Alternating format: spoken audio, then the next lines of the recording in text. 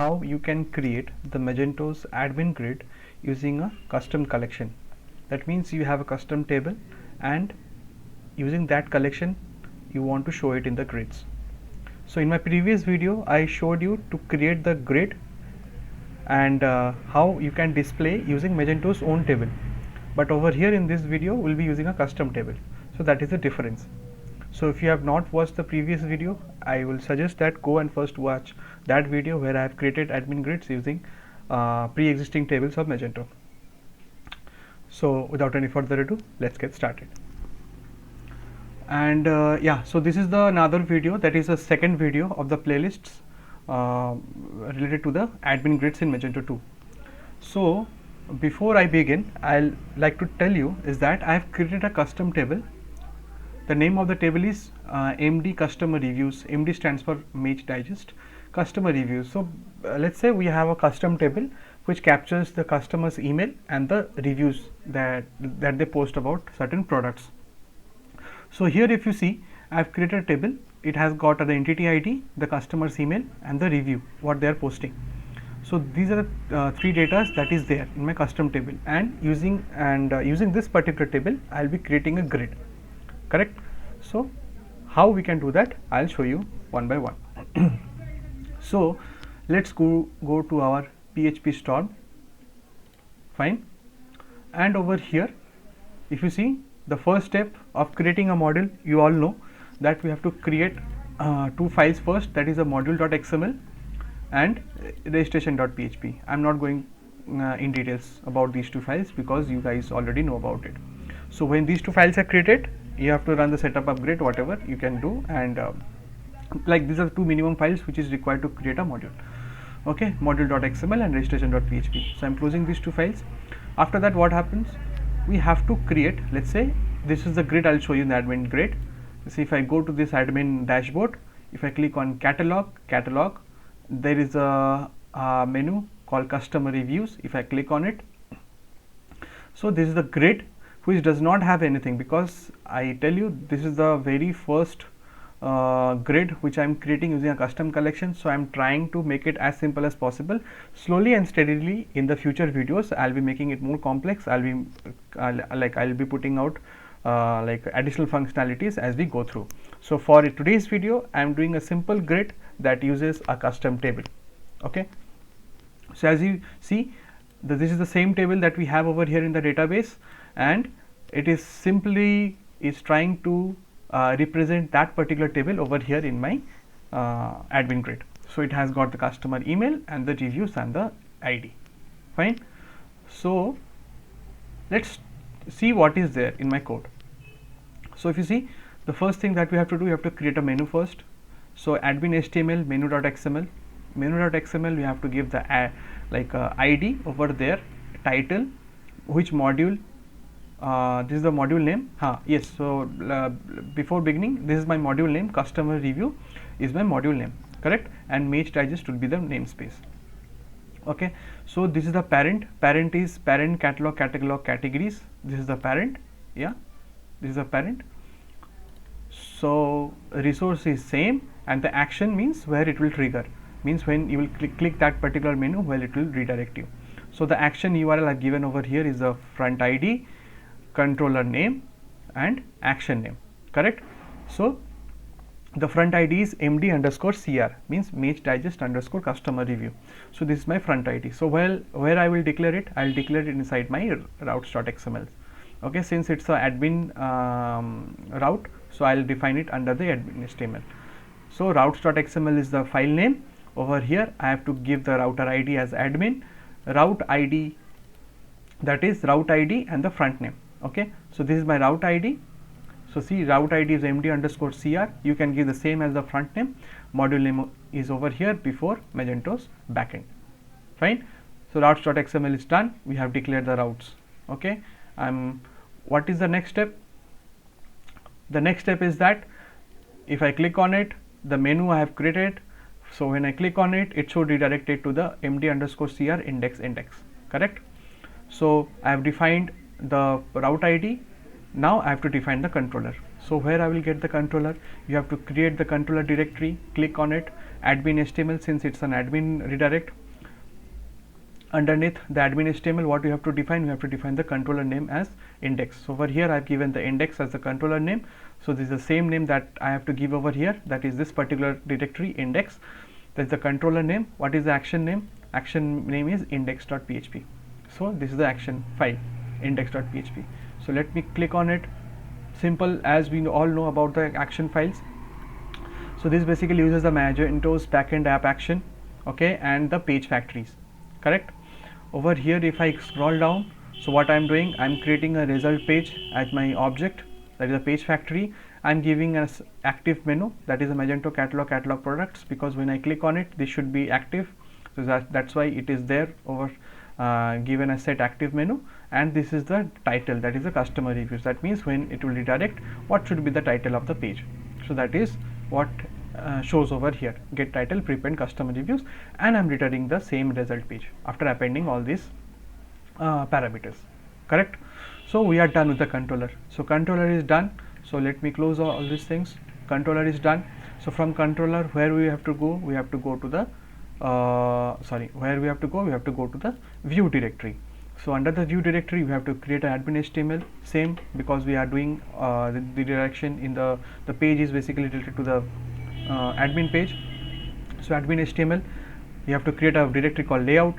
Under the layout, you have to create a file name, that is a .xml file name, which should consist of the route ID, the controller name, and the action file name. So md_cr is my route ID, index is the controller, index last, that is the second index over here denotes the action file. So you have to open it. Over here you have to declare the component, because we are doing it using the UI component, Magento's admin grid. So over here you have to declare the UI component, you have to declare the file name over here, that is md_cr reviews listing. So this is my UI component file name. So what you have to do, so next thing, same under the admin HTML directory, you have to create a UI_component directory, okay. Under that particular directory you have to create the same file name which you have given over here, that is md_reviews listing. So md_reviews listing is my UI component file name. So this is the main file which is responsible for your grid. So as you all know, I have just created a grid using a custom table. So I have made it as simple as possible. Slowly and steadily I will add more functionalities and will become complex in my future videos. So stay tuned for that. So what you have to do, as you all know, if you have seen my previous videos, what is the most important thing over here in a grid? We have to look into the data source. Okay, so first thing is the data source. Data source means from where it will get the data. Second thing after the data source is the columns. So what are the columns that you are going to declare over here?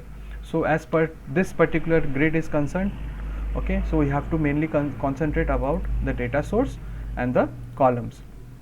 So if you see the same name, that is md_cr reviews listing, that is the same UI component file name.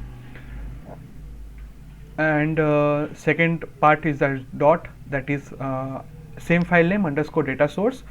Over here also we have to give the same, we have to follow the same convention. Spinner over here declares the column name. What should be the column tag? So if you see, if I highlight this particular md_columns, so these are same columns that we are declaring over here. Okay, so these two are related. That's done. So when that is done, we are again coming to the data source, the same data source that we have declared over here, underscore data source, md_cr reviews listing, that is the name of the data source we have used over here. And yeah, so name is declared over here. And what thing that you have to look into is that you have to look into the file name or the class name for this particular data source. So the class name is UI data provider reviews listing data provider. So this particular class we have to open, and this is the index field, that is the index. Index is the entity_id, that is this one, entity_entity id. Fine. So what you have to do, you have to go to the next file, that is a class of the data source, that is a customer review UI data provider reviews listing data provider. So that will come over here, UI data provider listing data provider. So if I click on it, so what it is doing, it is simply extending this particular framework, view element UI component data provider, nothing else. This is only extending it. Fine. Now when all this all these things are done, what we have to do, we have to go to the, let me close, yeah, that is not required. We have given the primary ID, request field name, entity ID, so that's it. Okay, so let it be open because there are columns as well. Yeah, so let me declare, yeah, so let me declare the column names over here as well. So if you see, there are 3 columns basically: ID, customer email, reviews. Okay, so same thing I have declared over here. This is the first thing, that is selection ID. Selection ID stands for this particular thing. If you select, yeah, select, deselect, correct. So this stands for this selection columns, that should be the entity ID. The first column is the entity ID, second column is the email, the last column is the review column. That's it, 3 columns, nothing else. So let me close this particular file. When that is done, what we have to do, we have to create a dependency injection file called di.xml. okay, so di.xml contains 2 things. One is the main core Magento class, and another one is the virtual type. Okay, so virtual types are that type of classes which helps to modify a particular core files, but without hampering the dependencies of all other classes which have on that particular core file. Okay, so let's say this is the core file, that is a Magento's framework, view, element, UI component, data provider, collection factory. This you have to use it. Over here I am passing it as an argument. What is the argument? That collections is the argument.